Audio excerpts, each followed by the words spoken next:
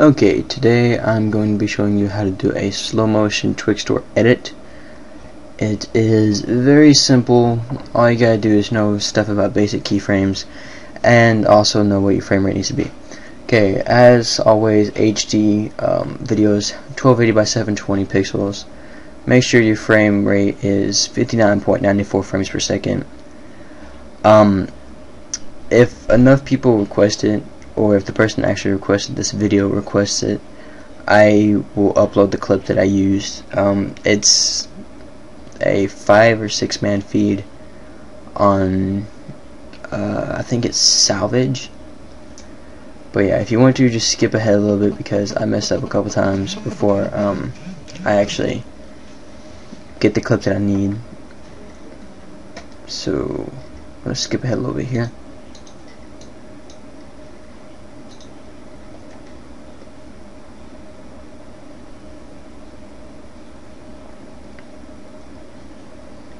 Okay, I chose the wrong clip here. I thought it was a Salvage one, but it was actually just a normal 360. I need the one on Salvage.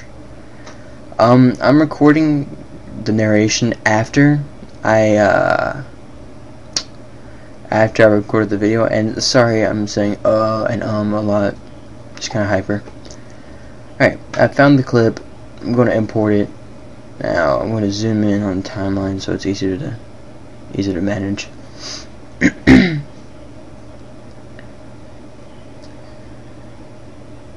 Just do a little RAM preview of it so you get to see it. I'll be back after it's done playing through.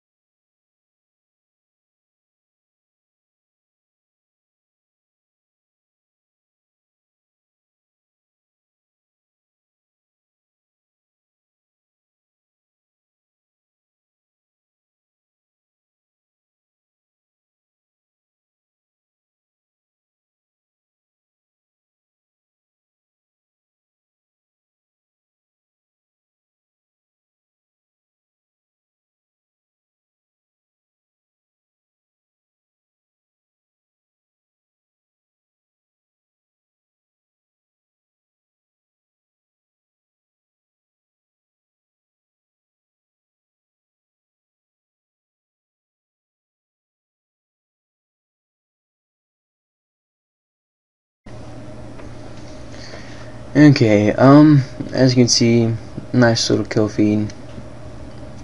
Now, after I finish with the first layer, I cut it down to where right before the kill feed actually begins and the first bullet goes off.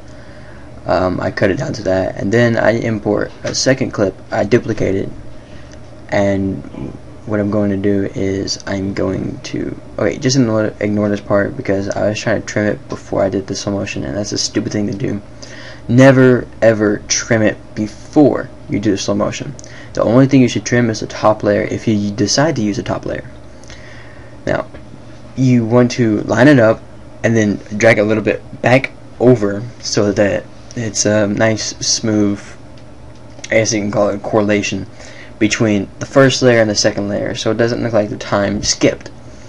There's something else that you can do to prevent this, but it also involves overlapping it just a little bit, but it also makes it cleaner. Now, if you can see, I made it to where, right about there, as soon as the first bullet is fired, it goes to the second layer.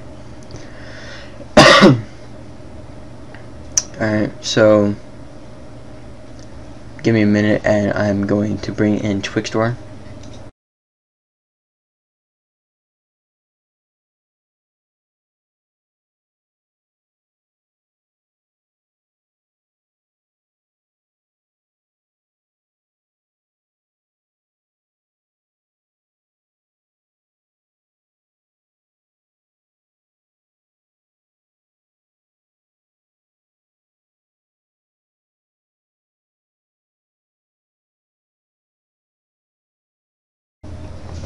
Okay, well, now that Twixtor is in, make sure that the input frame rate is the exact same as your videos or your clips input frame rate. If you're using a Dazzle, then you have to look and see exactly what its frame rate is. If you're using HD PVR or anything else like that, like something from Hopod, or actually I think it's just HD PVRs, they use 59.94 frames per second. Make sure you check the stopwatch for motion sensitivity and speed percentage, and also make sure you set a keyframe to where that little part where it overlaps the first layer, make sure that you have a keyframe there set for 100, so that like in the beginning it's not in slow motion and then goes into even slower motion, or it then speeds up into normal motion. You want to make sure that there's a keyframe sitting there by clicking that little diamond to the left side. Also, you want to turn the motion sensitivity all the way up to 100 so that the warping is minimal. And since it's just a kill feed, minimal warping is what you need. You need the lowest amount of warp that you can get. Now, unless you want it to look like, unless you want like the gunshots to seriously stand out, like then you need to use FMJ whenever you try to go for kill feeds, so that like the burst that comes out of the gun can like be warped with the Twixtor. After a few frames, I skip ahead to where I want the or right after I fire the first bullet, I change it to where it goes to 30 frames per second, or the speed to 30, and then I let it go. I keep it going. Once it's at the end of the kill feed, I make it to where there's another keyframe for 30% speed, so that it knows to stay 30 all throughout that little area between the first 30 keyframe and the second 30 keyframe. Now, after that second 30 keyframe, I put another one that's 100%, so that it goes back to normal speed. Now, if you want it to speed up over a period of time, you will put a longer distance in between 30. The space between that needs to be whatever you need it to be, and between the second 30 and the 100%. If you want it to speed up over time, then you have to drag it out. You have to make sure the 100 is further away from the 30.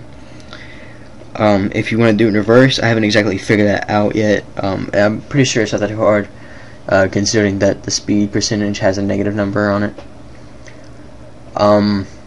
It's like extremely simple. I don't see why anybody would need a tutorial for it. I'll do a specific one just for the Desert Eagle one that I did. I'll probably upload that sometime next weekend, because I just started as a senior yesterday at my high school. It's my last year, and I gotta rush, and I gotta get everything. I failed oh my god, I failed too many classes, and I'm gonna have to go to classes after school. It's just a bunch of work. I gotta try to get scholarships, got yearbook committee that I'm gonna be doing GFX for, and I know it's awesome. I'm actually getting to do this stuff for my school, and I might actually get paid for it at the end. Don't tell anyone I told you. This video's coming to an end. It's only got about a minute left. Oh, sorry, I take that back. 2 minutes left. It takes a long time to get a RAM preview, so I'm not really going to show the entire thing in this one. And it takes even longer to render, but the end result is really sexy. And if you're doing it in a montage, then it's really suggested, despite the time that it might take to you know, render it.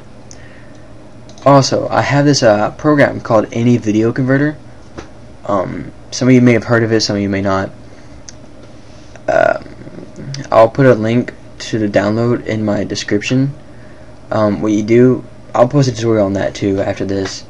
What you do is you find a video that's like that's like ridiculously huge. Like, if okay, that Desert Eagle one that I uploaded, it was actually 2.11 gigabytes whenever I rendered it. I shrunk it down to 8 megabytes and was able to upload it in about 16 minutes. Now, I can't argue with that. That is the most amazing piece of software I've ever seen. It has helped me so many times, even though I don't have that many uploads. All those rendered clips that you saw, I used that program because I had about an hour worth of clips, and that was about 11 gigs of data. I shrunk it down to about 1.2 gigs. So, yeah. Alright, thanks for watching. Comment, rate, subscribe. If you have any questions, message me or just comment and I'll do what I can. Peace.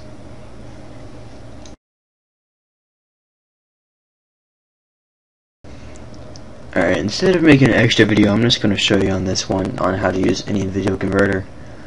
I'll put a download link for it in the description. It's really easy to use. I ignore the updates. All you gotta do is choose a video and then just drag it in here. I'll come away with this block. It'll tell me how many frames per second it was used. So actually it was used 59.94, but I rounded it up. It tells you if it's HD or not by the frame size. 1280 by 720, of course, is HD. Now right here, you need to click it and then come down here. Make sure the frame size is the exact same as over here. Make sure the video bitrate is 8000. Make sure the frame rate is the same. MP3 128 44100 AV Sync Basic, and then you just click convert, and what it does is, as you can see, there's a little status bar, and in a second it will probably jump to like 13% or so. Shut up, minicam.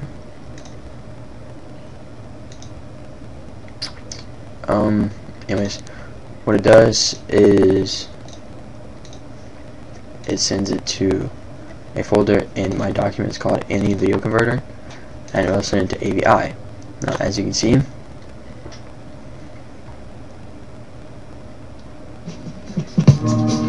here's the video. Here's the video that I uploaded the other day.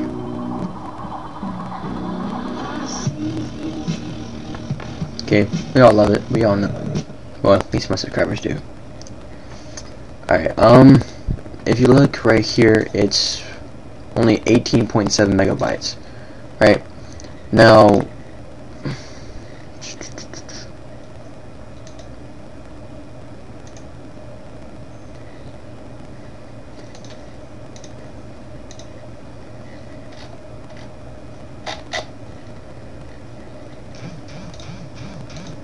okay, I don't know what I did with my original file.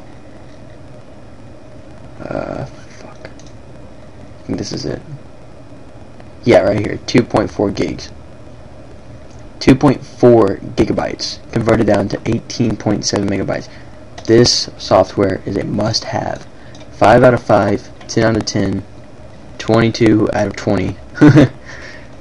I love it. It's the best software I have on this computer, other than Photoshop and Sony Vegas and After Effects. It is par none. I mean, sorry. It raises the bar for conversion, and nothing can contend with it. So I'll put a download link for that. If I don't, then just remind me in the comments. I check every single one of my comments, every single one of my messages. My subscribers are very important to me. So rate, comment, subscribe. Thank you.